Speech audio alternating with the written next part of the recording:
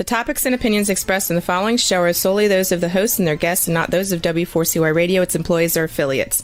We make no recommendations or endorsements for radio show programs, services, or products mentioned on air or on our web. No liability, explicit or implied, shall be extended to W4CY Radio or its employees or affiliates. Any questions or comments should be directed to those show hosts. Thank you for choosing W4CY Radio.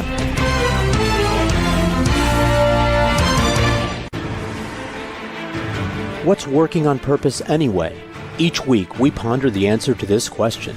People ache for meaning and purpose at work, to contribute their talents passionately and know their lives really matter. They crave being part of an organization that inspires them and helps them grow into realizing their highest potential. Business can be such a force for good in the world, elevating humanity. In our program, we provide guidance and inspiration to help usher in this world we all want, working on purpose. Now, here's your host, Dr. Elise Cortez.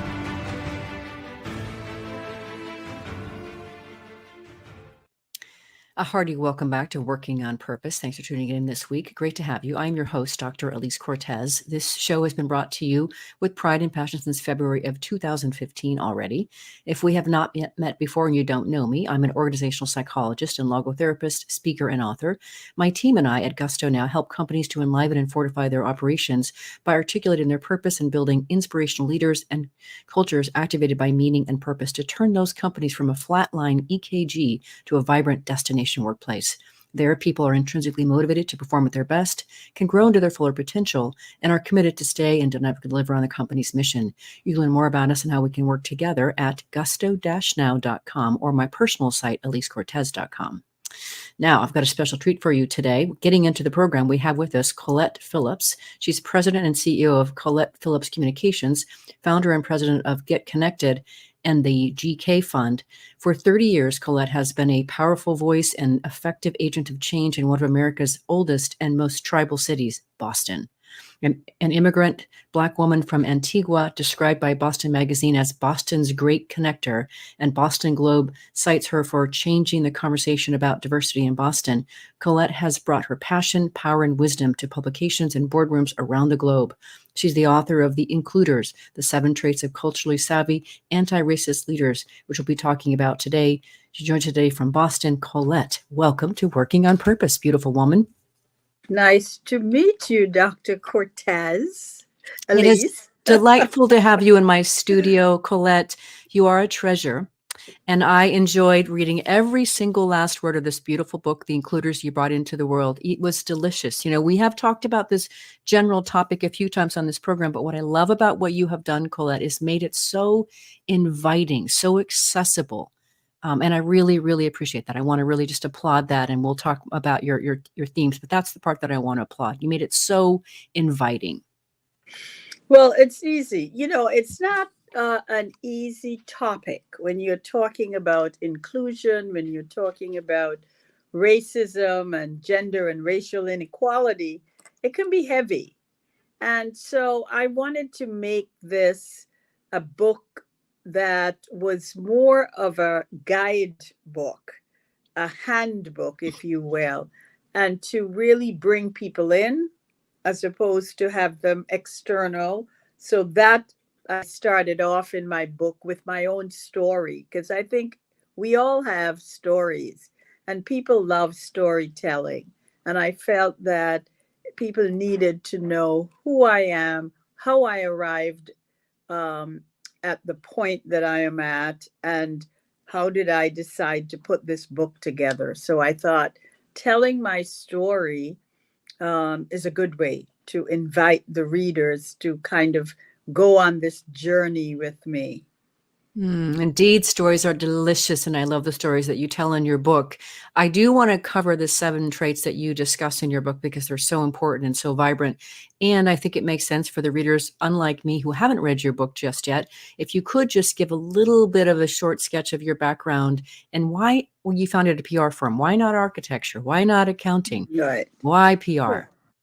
Well, I came to Boston at age 17 from Antigua, a very tiny island in the Eastern Caribbean. At the time, there were like 60,000 people who live on the island. Now it's about 90. And I was fascinated by journalism and radio in particular because I grew up on the radio, Mm. listening to radio stories. And I wanted to be a journalist, a broadcast journalist.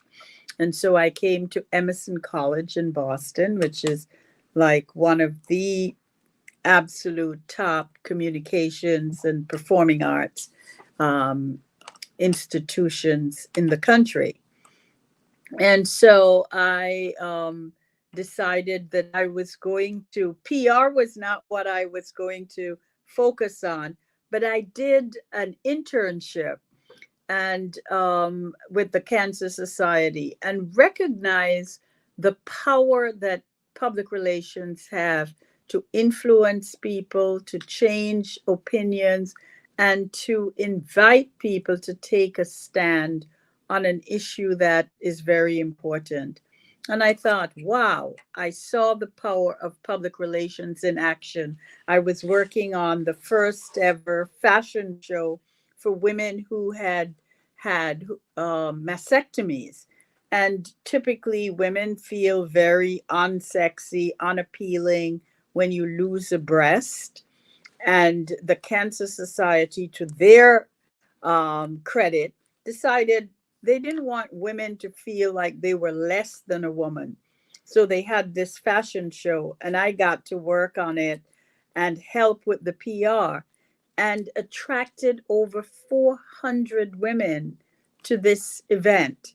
And I thought, wow, this is the power of public relations. I think this is the field I want to get into. So I ended up being able to blend my journalism skills with my PR skills. And I left and went back to Antigua, worked in television there as a anchor and a television host. Like I like to say, I was the Oprah before Oprah. Yes, yes. In Antigua. And then I came back to do my master's and went back to Emerson College because they offered me a wonderful opportunity to be a graduate assistant and finish up my master's degree.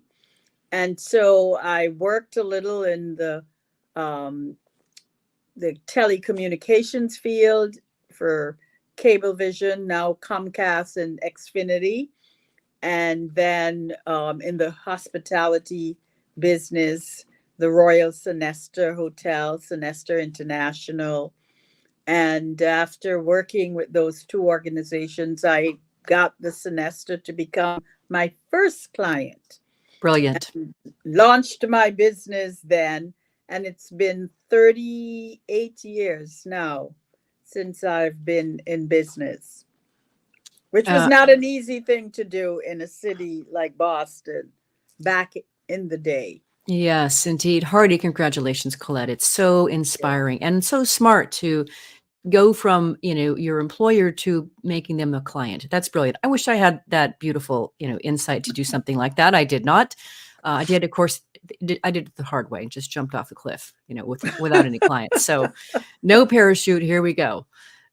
So wonderful. Now our listeners and viewers know a little bit more about who you are and where you came from. What I'd like to do in our conversation for this episode is just really, if we will, color with stories these 7 traits that you talk about in the book. And the first one is just so brilliant, this idea of character. And I really love how you bring to light these traits through the stories you tell. And you gave me insight into Prince Harry, the Duke of Sussex, that I Yeah. didn't understand as he was coming in to marry Meghan Markle. So could you just sort of Yes. showcase why his actions really showcase character and what you mean in relation to being an anti-racist leader? Well, I think when Harry decided he was going to marry a biracial or black woman, divorced American, sounds familiar, like his great uncle. It shook up some teacups in, in the UK. And, here she was, a descendant of slaves. And when he announced his marriage, there was an ugly backlash Mm-hmm. in the UK and in some places here in America, where people were saying, well, why is he choosing to marry a woman of color? Why can't he marry, you know, a white woman, more or less? Mm-hmm. And I think Harry showed character, and no one should be surprised. Character is really having integrity and standing in your conviction. And I thought that the way in which he handled it, he stood up. Less than 2 years later, in the fall, um, he made a statement that says, I have been a silent witness to Megan's, um, private suffering for too long. To stand back and to do nothing would be contrary to everything we believe in. Within a year, they would leave the UK and decide to come to America. And I think that exhibited a sense of character, that it would have been easy to kind of roll with the punches, go along to get along, but instead he stood up, and he stood up against racism, which is something that we all need to be doing more of, particularly in this moment where we are seeing tremendous increase in anti-Semitism. It takes character to stand up and say that is wrong, and I want to speak out and speak up about it. I think it's such a powerful example. And I think, what I appreciated about that, starting with this example, Colette, is, who do we want to be in the world? I would like to be that level of a human being. And Yeah, I want my daughter to be that. And I want anyone that I'm helping to steward in the world in terms of leadership and culture. It's such a beautiful example. So I wanted to start with that. It's just a stunning example. And you do go and say in your book, we won't cover it here, but I love how you also really share with us in your book, how his mother, Princess Diana, really, raised he and William to go yes, travel about the world, to interact with different people, not to talk at them or just be at them, but to be with them. And I just think that's such a powerful example of how we can nurture this kind of character and connection in our children and the people that we steward. absolutely. If you remember, in the show, um, where it says South Pacific, that you have to be carefully taught to hate. You Hmm. have to be carefully taught. Hmm. And that to me is something that has always resonated, that people grow up. If you put a group of kids of every cultural and ethnic background in a sandbox, they're little people. All they see is little people like themselves, and they want to play. And I think sometimes we have to step back and maybe go back to that place of innocence, where we don't see people with the lens of their accent, their ethnicity, their religion, or whatever we think they are based on the external, but that we really look at them through the eyes of a reflection of ourselves, through their humanity, which is what children do. Yes. And I love that we should all think of ourselves as children sometimes, because you get into the world. We live in a very divisive time right now, and I want us to get back to that place of seeing each other with the eyes of our humanity and grace.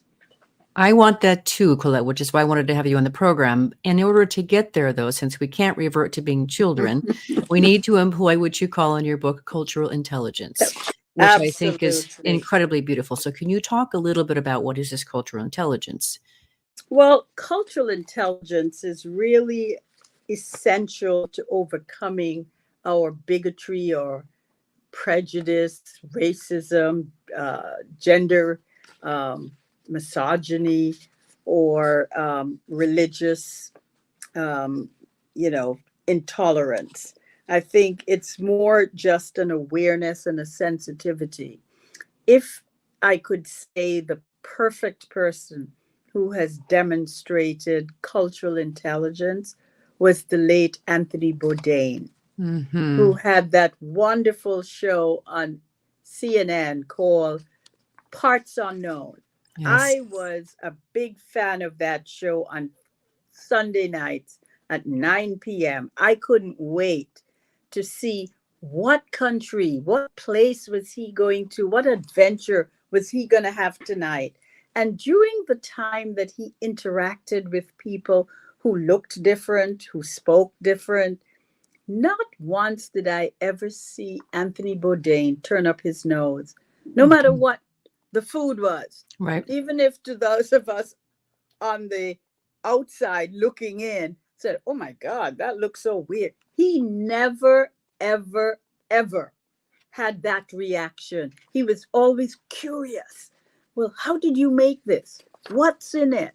You know, and that to me, is a absolute epitome of cultural intelligence and basically putting ourselves in the other person's shoes.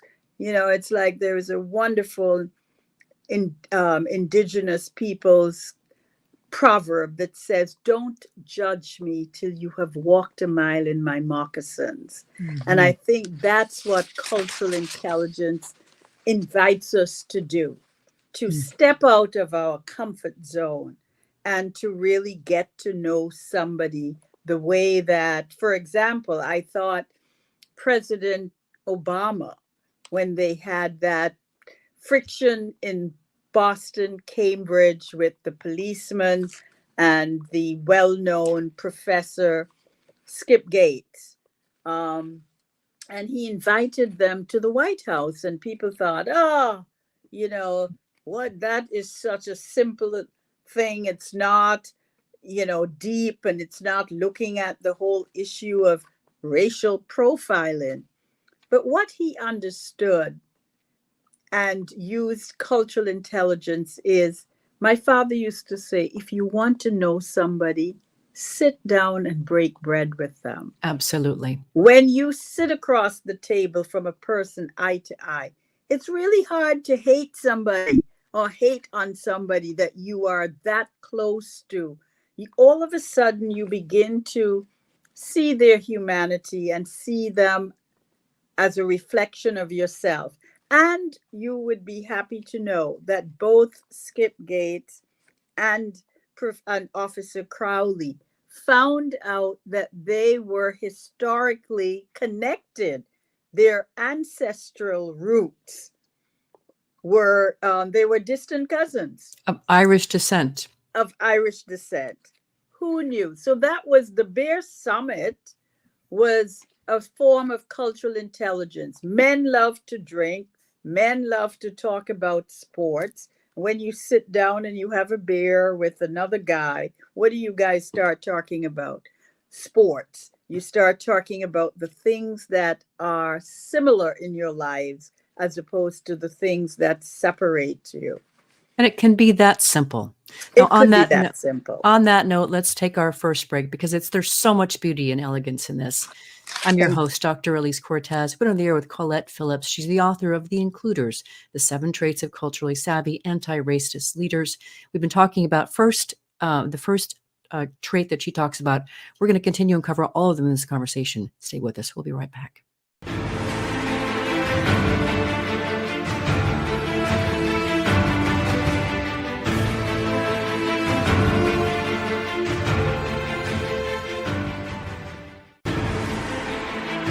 Dr. Elise Cortez is a management consultant specializing in meaning and purpose, an inspirational speaker and author. She helps companies visioneer for greater purpose among stakeholders and develop purpose-inspired leadership and meaning-infused cultures that elevate fulfillment, performance, and commitment within the workforce. To learn more or to invite Elise to speak to your organization, please visit her at elisecortez.com. Let's talk about how to get your employees working on purpose.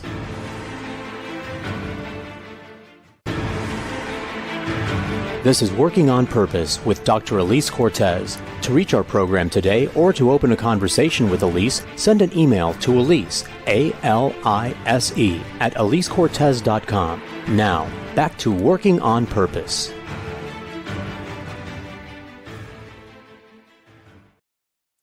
Thanks for staying with us and welcome back to Working on Purpose. I'm your host, Dr. Elise Cortez, as I too am dedicated to helping create a world where people can realize their potential at work, led by inspirational leaders, and can help them find and contribute their greatness. I keep researching and writing my own books. So one of my latest books, which came out in 2023, is called The Great Revitalization: How Activating Meaning and Purpose Can Radically Enliven Your Business. And I wrote it to help leaders understand the lay of today's workforce land. What do they want and need from their employment? And then I give you 22 best practices to be able to fold into your culture to create that for them. You can learn more about the book at elisecortez.com or find it on Amazon. If you are just joining us, my guest is Colette Phillips. She's the president and CEO of Colette Phillips Communication and the founder and president of Get Connected and the GK Fund. So let's continue here. One of the things I wanted to say as you were talking is that you also say beautifully in your book, which speaks to another element here, is the power of curiosity. So what you also said about Anthony Bourdain, and I would also put forth to President Obama, and the example you gave is that in their being so culturally intelligent and also curious, that they actually elicited more of the fullness of those people in those exchanges than they would have otherwise. And I think that's the beauty. That's who I want to be in the world, Colette. Absolutely. That's who I want our listeners and viewers to be in the world. So you speak so beautifully, and I love this. Like, it's just so great. Your examples are just so exhilarating in your book, but you talk about how, speaking of curiosity and leaning in, pulling in from that, as you talk about the remarks of AT&T, I guess CEO Randall Stevenson. Yes. And you talked about the power of his cultural intelligence. And he said, simply trying to coexist or get along, he says, tolerance is for cowards. I completely agree with that. He said, being tolerant requires nothing from you, but the quiet and to be quiet and not make waves, holding entirely to your views and judgment without being challenged. Do not tolerate each other. Work hard, move into uncharted territory, and understand each other. Yes, please, may I have another? Yes, I so agree with Randall Stevenson on that. I always said, I don't want to be tolerated. We Gross. tolerate pain. We tolerate pain. Right, I want gross. to be accepted. Acceptance means that you see me, you see everything about me. That's why when people say, we live in a world that is colorblind. No, we don't. No, we don't. I want you to see my beautiful black skin, and I want you to embrace that. I don't Right. want you to say, I know what some people mean when they say, I don't see color. What they're saying is, I don't see your skin color as a barrier to me getting to know you. But I don't want people to say, I don't see color, because you do see color. Mm-hmm. And if you're not seeing color, then you're telling me I don't exist. I'm invisible. Right. So that to me is what acceptance is, different to tolerance. When you tolerate somebody, it's like, oh, I'm just tolerating this person because I got to work with them. Yeah. And it's not fully embracing of their humanity. Well, and that's what I want to put forth, Colette. I want to go from tolerating to accepting to celebrating and reaching. That's what I want for our world.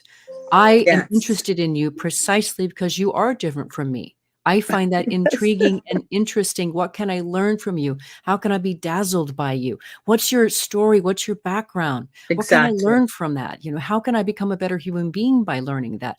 That's the world that I want to live in and help steward. And that's why you coming on the program is so, so, so important. And to do that, of course, we have to feel uncomfortable, as you say. Yes. But it's important to acknowledge the discomfort, be in it. So speak a little bit about this discomfort for those of us that don't maybe quite embrace this idea of celebrating. Well, I think sometimes I don't want people to feel guilty. Right. I want you to be uncomfortable in the sense that you begin to feel and it begins to resonate with you. If you are a man, especially if you have daughters. Yes. And you see how certain men behave towards women, it makes you, bristle. It's like, ugh. And that in itself makes you uncomfortable because how would I feel if the way that person was acting towards that young lady, that young woman was my daughter. And so the uncomfortableness, and if you see somebody being particularly disrespectful to a person who might be a Latino who speaks with an accent, or a black person, or a Muslim, or a Jewish person, for you to feel the discomfort, but yet be willing to step out and speak up, Yes. and having what I call courageous conversations, because when you are willing to open up yourself and talk about these issues, it takes courage. People may not believe it, but it does take courage, because we live in a world where we are all very different. It's like being in a jelly bean bowl. We all, you got the yellow, the black, or as I like to say, not a mulligan stew, but a beautiful salad, where you have the tomato, the cucumber, the carrots, the celery. They're all very different, but guess what? They make a darn beautiful, healthy salad. And that's what we are in the world. And, that's what I think the founding fathers of this country, when they said in their motto, their Latin motto, e pluribus unum, out of many we are one.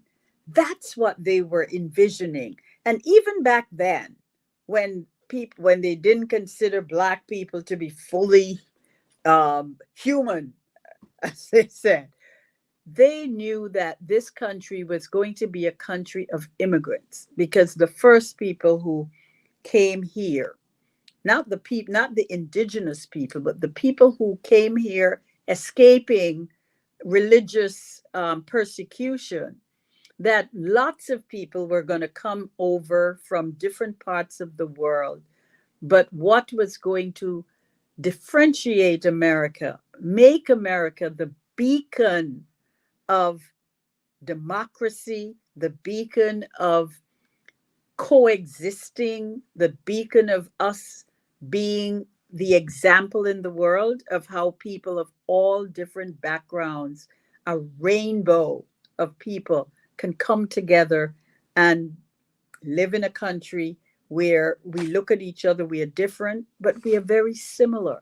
Mm-hmm. And that's what I want people in the workplace and people in their community to focus on, our similarities, and to not think of, we haven't talked about the word yet, diversity, equity, and inclusion. But I want to bring it up because I want people in America not to think of DEI as some kind of musical chairs. So when the music stops and you're not sitting in front of a chair, you're out of the game. It's not a zero-sum game. Diversity, equity, and inclusion is about leveling the playing field so that women, people of color, people of all cultural backgrounds can have access and opportunity to leverage their merit, their abilities, and their talent to succeed. That's all it is. And when I want you people to think of DEI as a Thanksgiving table, because what do we do at Thanksgiving? We cook more food, we add more chairs, we expand our table, everybody gets a seat and everybody gets a meal, and nobody feels left out. That's That's how so we should see it. so beautiful, Colette. I'm in. I'm in. Well, but that speaks to first they have to be invited, and so your third C is about connections. Mix it up and Yes, multiply. And your stats are really interesting in this chapter, Colette. You talk yes, about your adopted home, of course, is in Boston, but it has plenty of diverse talent. You say 28% of residents are foreign born, 48% are first generation immigrants, and 50% are people of color. But why aren't they showing up at the events? And so one of the things that you say so beautifully in your book is you found yourself at these, very nice social events, but you realized it was because you were in the Rolodex of your allyship white friends. Yes. And you were in the stark minority in doing so. So the opportunity here about connections, inviting people in, as you said so beautifully about Thanksgiving, is the opportunity. Yes, yes. And that's how I started Get Connected. Yes, indeed. Because I felt, I said my late father was a brilliant person. He said that not only do you have to invite people to the table, but you also need to create an environment where people feel welcomed, Yes. and And wanted. so and wanted and valued, Yes. and not to focus on how we are different, but let's focus on how we are similar. And so I decided to create Get Connected as a place where people, no matter their social, economic background, or their ethnicity, or what they looked like, to come to a venue where you can interact and get to meet somebody. You can meet a CEO, a senior level C suite executive, or you can meet the receptionist in a big law firm. And everybody is treated equally. There is no separation, no division, no sense of, oh, there is the CEO, the chairman of the board of, oh, oh my goodness. Everybody is there as an equal, and you can go up and interact with them. So 16 years ago, I created this cross-cultural networking, business networking event called Get Connected with a K. And I wanted people to be able to come to Get Connected and get connected, interact, exchange business cards, talk a little, do some networking. And then we brought in speakers to speak at the event and to give career advice and lift people up. We're doing this coming end of May. We're doing a C suite executive networking and speed mentoring program, our 8th year, with C-suite CEOs and C-suite executives, people who are, the bank president, chairman of a multi-billion-dollar bank, people who are the COO of a major billion-dollar insurance company, and have these younger next gen people sit with them for 20, 30 minutes and hear their tales from the top. How did they get to where they were? How important is mentorship and sponsorship? And that maybe they started off as a teacher and decided after 10 years of teaching, this is not really what I want to be doing. How did they pivot? What did they have to do? What are the challenges? How do you seek a mentor? What do you ask of your mentor? How do you have your mentor hold you accountable?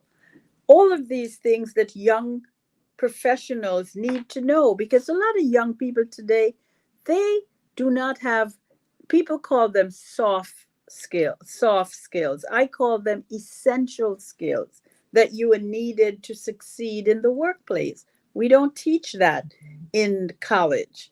And yet those skill sets are so critical to moving up the ladder and to succeeding in the workplace. So that's what Get Connected is doing, is really the connective tissue for Boston. It has now become a powerhouse event of people must go. Who is in the room?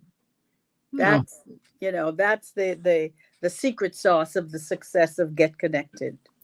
I love your beautiful contribution to the planet here, Colette. Let's take our last break here. I'm your host, Dr. Elise Cortez. I've been on air with Colette Phillips. She is the author of The Includers, The 7 Traits of Culturally Savvy Anti-Racist Leaders, which we've been talking about. After the break, we get into the 4th principle, which is communications. And I also really want to cover over the idea of do-overs and calling people in. See what this will be like.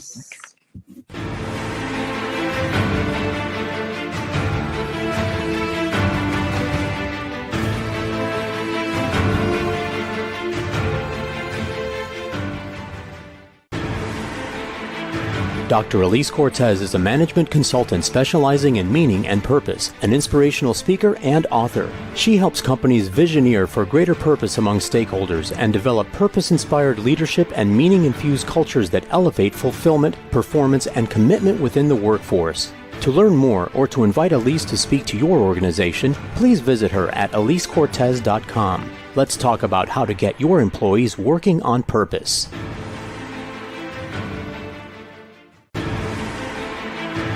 This is Working on Purpose with Dr. Elise Cortez. To reach our program today or to open a conversation with Elise, send an email to Elise, A-L-I-S-E, at elisecortez.com. Now, back to Working on Purpose.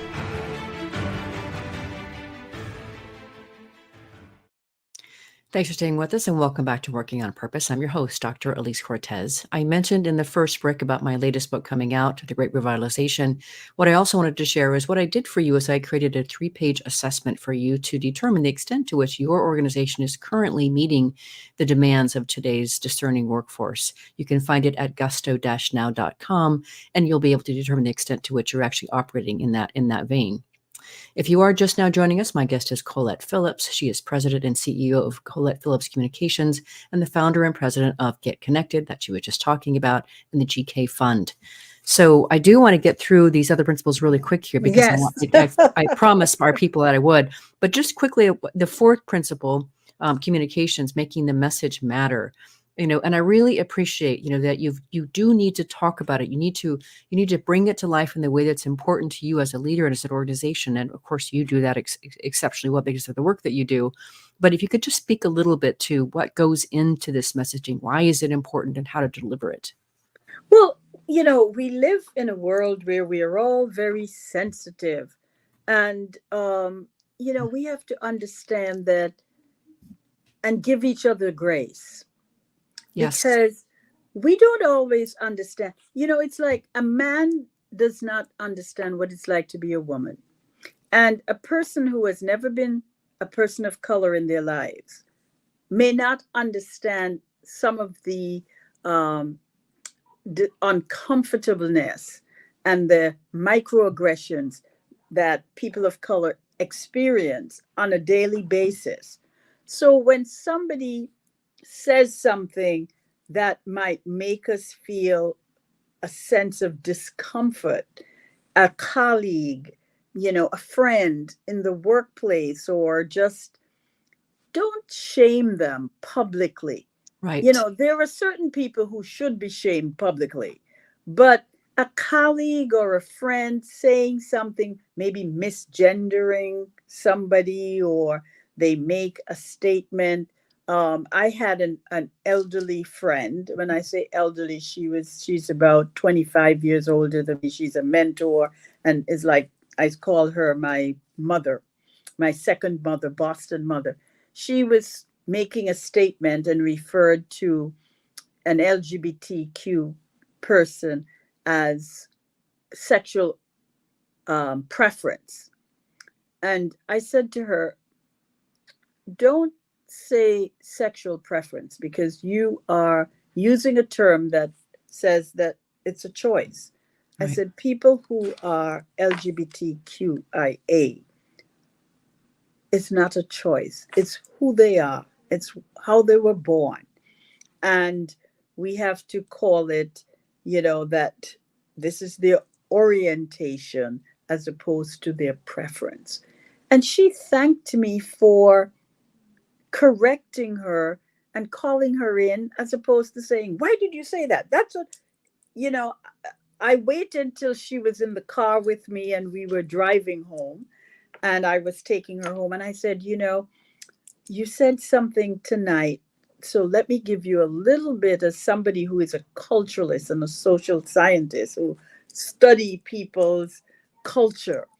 I want you to know that that word preference is not what you want to say. So I believe Professor Loretta Ross, who is a professor at Smith University, talks about calling people in as opposed to calling them out and having that private interaction and conversation. And what it is really giving each other grace to make a Mhm. mistake. Mhm. Somebody said something that you can't always assume.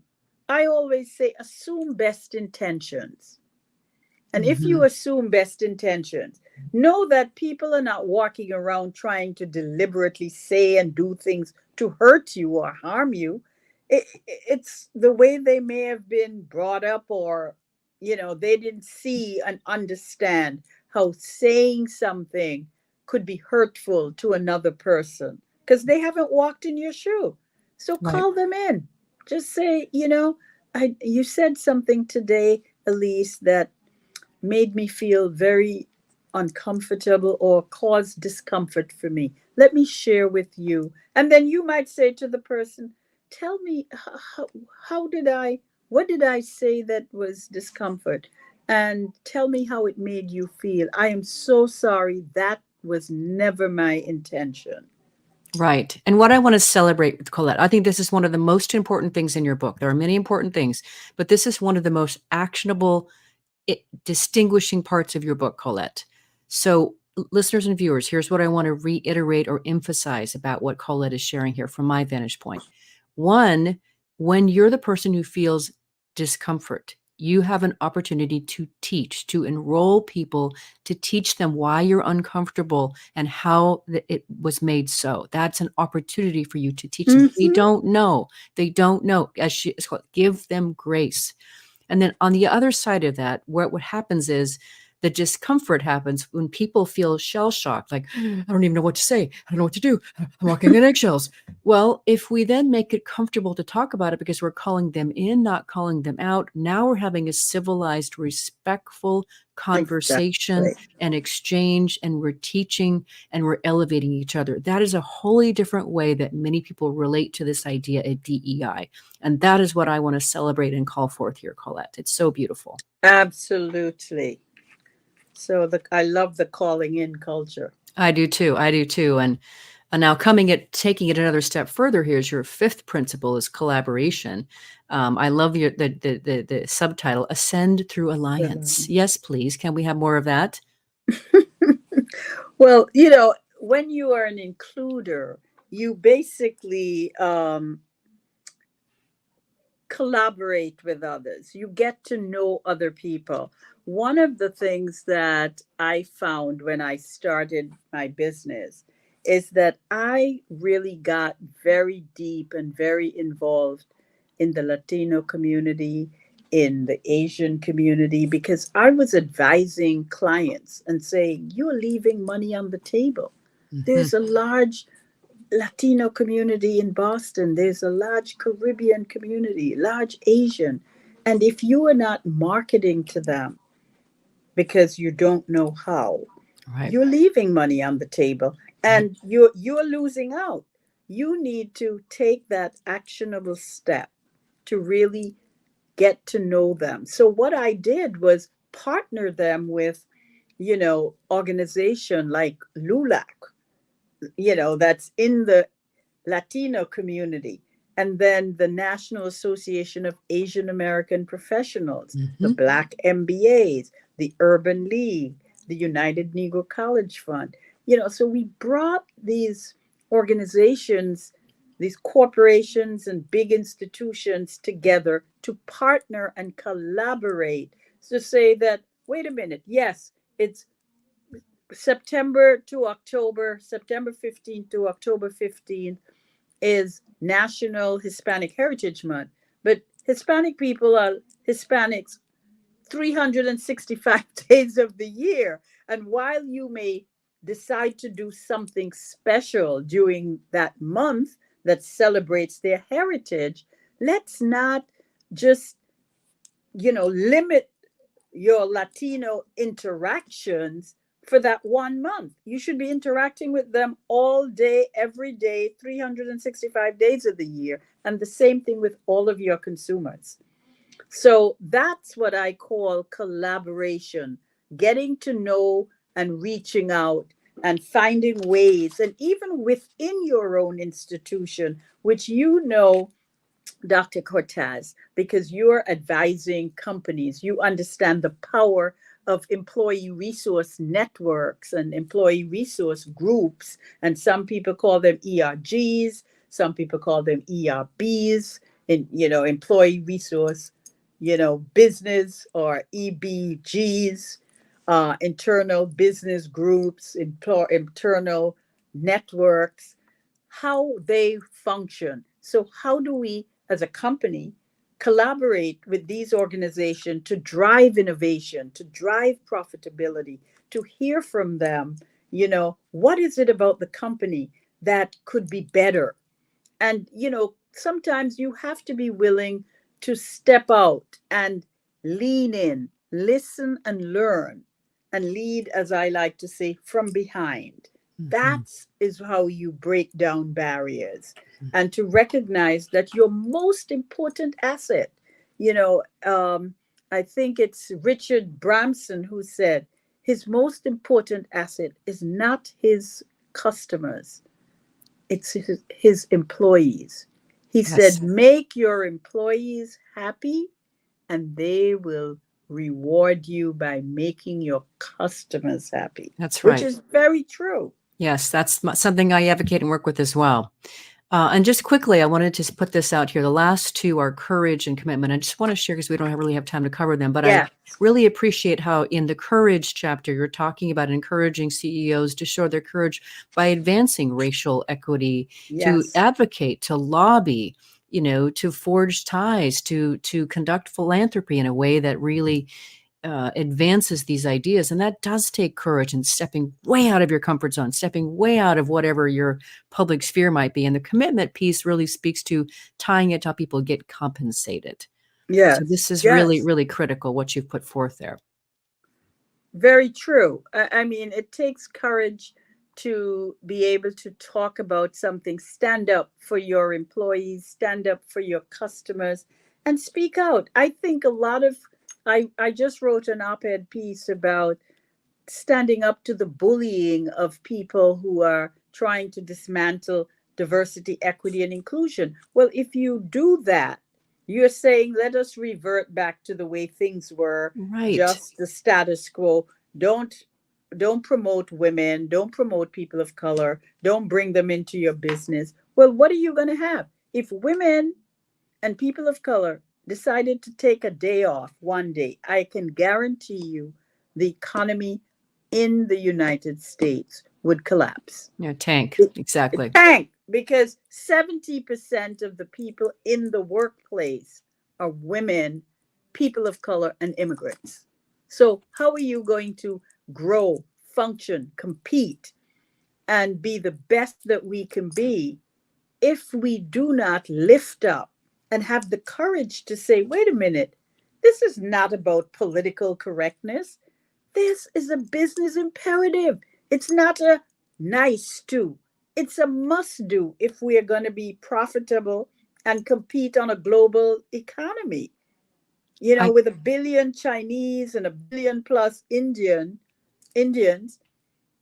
we have to be better. We have to show up with a diverse team that reflects the businesses and the people, the customers we are trying to do business with. That's a winning strategy. It is, Colette, and I can't think of a better way to close the show. You are an incredible delight. I'm so grateful to know you, share with my listeners and viewers across the world who desperately need your wisdom, your voice, your conviction. Thank you, Colette, for coming on Working on Purpose. Thank you. What a beautiful name. Working on Purpose. I Yes, love ma'am. it. And that is what you are doing. Listeners and viewers, you're going to want to learn more about Colette Phillips and the work she does at Colette Phillips Communications and get connected, as well as checking out her book, The Includers. It really is phenomenal. Go to her website at cultivateglobal.com. Last week, if you missed the live show, you can always catch it via recorded podcast. We were on air with Todd Davis, who is a senior consultant and thought leader at Franklin Covey, talking about managing difficult conversations. Not like any of us have those. We'll be on again next week with yet another conversation, another nourishing conversation about working on purpose. See you there. And remember, work is one of the best adventures and means of realizing our potential and making the impact we crave. So let's work on purpose. We hope you've enjoyed this week's program. Be sure to tune into Working on Purpose, featuring your host, Dr. Elise Cortez, each week on W4CY. Together, we'll create a world where business operates conscientiously, leadership inspires impassioned performance, and employees are fulfilled in work that provides the meaning and purpose they crave. See you there. Let's work on purpose.